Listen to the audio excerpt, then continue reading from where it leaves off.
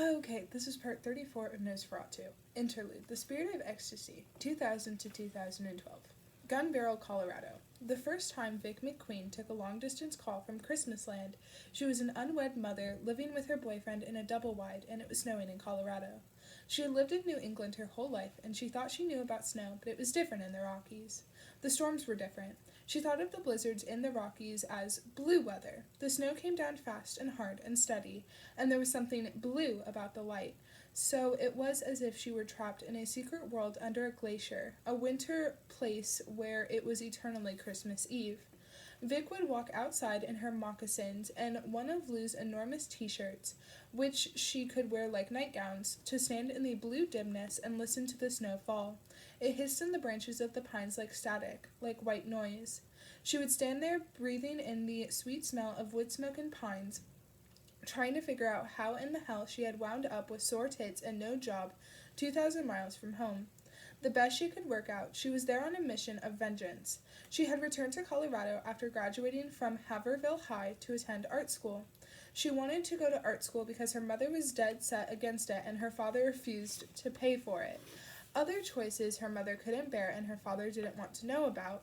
Vic smoking pot, skipping class to go skiing, making out with girls, shacking up with the fat delinquent who had rescued her from Charlie Mannix, getting pregnant without bothering to get married. Linda had always said she wouldn't have anything to do with a baby born out of wedlock, so Vic had not invited her after the birth, and when Linda offered to come, Vic said she'd rather that she didn't. She had not even bothered to send her father a picture of the baby. She still remembered how good it felt to look into Lou Camaradere's face over coffees in a yuppie cafe in Boulder and to say bluntly and pleasantly, "So I guess it should fuck you for saving my life, huh? Least I can do. Do you want to finish your coffee or should we just split now?" After their first time, Lou admitted he had never slept with a girl before, his face growing dark red from both his exertions and his embarrassment. Still a virgin in his early 20s, who said there was no wonder left in the world? Sometimes she resented Lewis for not being satisfied with sex alone. He had to love her, too. He wanted talk as much as he wanted sex, maybe more. He wanted to do things for her, buy her things, get tattoos together, go on trips. Sometimes she resented herself for letting him corner her into being his friend. It seemed to her she had planned to be stronger, to simply fuck him a time or two, to show him she was a girl who knew how to appreciate a guy, then drop him and get herself an alternative girlfriend, someone with a pink streak in her hair and a few beads in her tongue. The problem with that plan was she liked the guys better than girls, and she liked Lou better than most guys. He smelled good, and he moved slow, and he was roughly as difficult to anger as a character from the 100-Acre Wood. Soft as a character from the 100-Acre Wood, too. It irritated her that she liked to touch him and lean against him. Her body was constantly working against her, toward its own unhelpful ends. Lou worked out of a garage he had opened with some cash given to him by his parents, and they lived in the trailer in back 2 miles outside of Gun Barrel, 1,000 miles from anything. Vic didn't have a car and probably spent 160 hours a week at home. The house smelled of piss-soaked diapers and engine parts, and the sink was always full. In retrospect, Vic was only surprised she didn't go crazy sooner. She was surprised that more young mothers didn't lose it. When your tits had become canteens and the soundtrack of your life was hysterical tears and mad laughter, how could anyone expect you to remain sane? She had a single occasional escape hatch. Whenever it snowed, she left Wayne with Lou, borrowed the tow truck, and said she was going into town for an espresso and a magazine. It was something to tell them. Vic didn't want to let them in on the truth. What she was actually going to do felt like a curiously private, possibly even shameful personal matter. So it happened one day, all of them trapped inside together. Wayne was banging on a toy xylophone with a spoon. Lou was burning pancakes. The TV was blaring Dora the fucking Explorer. Vic let herself into the yard for a smoke. It was blue outside, and the snow fell hissing in the trees, and by the time she had smoked her American spirit down far enough to burn her fingers, she knew she needed to ride in the tow. She borrowed the keys from Lou and put on a Colorado avalanche hoodie and crossed to the garage, locked up on that frozen blue Sunday morning. Inside it smelled of metal and spilled oil, an odor very like blood. Wayne had that smell on him all the time, and she hated it. The boy, Bruce Wayne Comrade, Bruce to his paternal grandparents, Wayne to Vic, and the bat to Lou, spent most of the day cooing to himself in the safe enclosure of a tire meant for a monster truck. It was what they had instead of a playpen. Her baby's father was a man who owned only 2 pairs of underwear and had a tattoo of the Joker on his hip. It was something, going over all the things that had led her to this place of high rock, endless snows, and hopelessness. She could not quite work out how she had found her way here. She used to be so good at finding the place she wanted to go. In the garage she paused, one foot on the running board of the truck.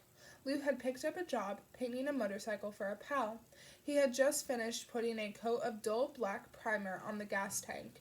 The gas tank looked like a weapon now, like a bomb. On the floor beside the bike was a sheet of transfer paper with a flaming skull on it and the words "Hardcore" written below. Vic took one glance at what Lou had painted on the transfer paper and knew he was going to fuck up the job. And it was a curious thing, sometimes, about the crudity of his illustration. Its obvious failings made her feel almost ill with love for him. Ill and guilty. Even then, some part of her already knew she was going to leave him someday. Even then, some part of her felt that Lou and Wayne both, deserved better than Vic McQueen. The highway switched back for 2 miles down to Gun Barrel, where there were coffee houses, candle shops, and a spa that did cream cheese facials. But Vic got less than halfway there before turning off the highway onto a dirt side road that dropped through the pines into deep lumber country. She flicked on the headlights and buried the gas pedal. It felt like plunging off a cliff. It felt like suicide. The big Ford crashed through brush, banged through ruts, tipped over ledges. She drove at unsafe speeds, slewing around corners and throwing snow and rocks. She was looking for something. Vic stared intently into the headlights, which cut a hole in the falling snow, a white passageway. The snow flurried past as if she were driving through a tunnel of static. Vic felt that it was close, the shorter-way bridge, waiting just beyond the farthest reach of the headlights. She felt it was a matter of speed. If she could just go fast enough, she could force it back into existence, leap off the rutted logging road and onto the old boards of the bridge. But she never dared push the truck beyond the speed at which she could control it, and she never reached the shorter way. Maybe if she had her bike back. Maybe if it were summer. Maybe if she were not stupid enough to have had a baby. She hated that she'd had a baby. Now she was fucked. She loved Wayne too much to press the pedal to the floor and go flying into the darkness. She thought love had something to do with happiness, but it turned out they were not even vaguely related. Love was closer to a need, no different from the need to eat, to breathe. Even Wayne fell asleep, his hot cheek against her naked breast, his lips smelling sweetly of the milk from her own body. She felt as if she was the one who had been fed.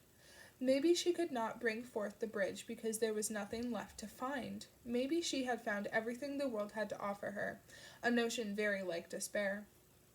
It was no good being a mother.